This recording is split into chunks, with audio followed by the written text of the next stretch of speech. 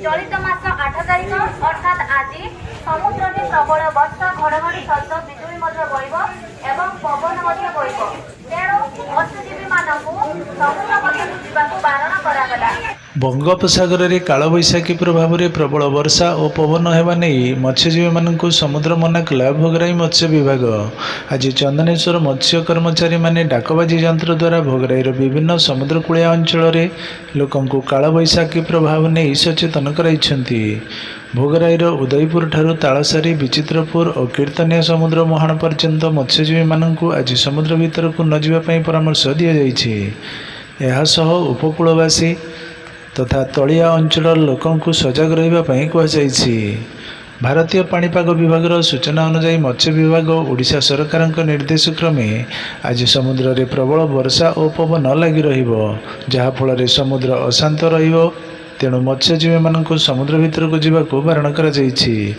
निज निजर डंगा और जाल सुरक्षित स्थान में रखंतु निजे सुरक्षित रुहंतु बोली कुहाଯାଇଛି।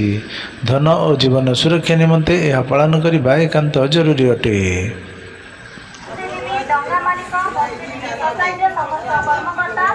तथा जनसाधारण अवगति निमंते जणाई दिया जाउछि कि चलित मास 8 तारिख अर्थात आज समुद्र में प्रबल वर्षा घड़घड़ी सहित बिजुली बहिब एवं पवन बहिब तेणु मत्स्यजीवी मानू समुद्र मध्यकू जावाक बारण करागला। तेणु आज से समुद्र मध्यकू माछ मारिबाकू जिबे नाही। निज निजर डंगा जाल और मत्स्य उपकरण गुड़िक सुरक्षित स्थान में रखा सहित निजे मध्य सुरक्षित रुहतु। धन और जीवन सुरक्षा निमंते यह पालन करने अत्यंत जरूरी अटे।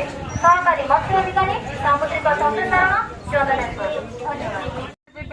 डंगा मालिक मत्स्यजीवी सोसाइटी कर्मकर्ता तथा समस्त सदस्य एवं सदस्य मानक अवगति निमंते जणाई दिया जाउछि कि भारत पाणीपाग विभाग सूचना अनुसार मत्स्य विभाग ओडिशा निर्देश क्रमे समुद्र में वज्रपात घड़घड़ी पवन सहित वर्षा लगी रहिबो तेणु मत्स्यजीवी मानू आज 8 तारिख समुद्र को जावाक बारण करागला।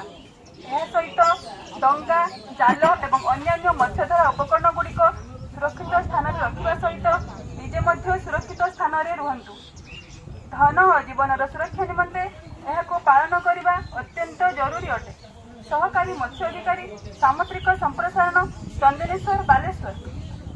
ब्यूरो रिपोर्ट संपर्क लाइव।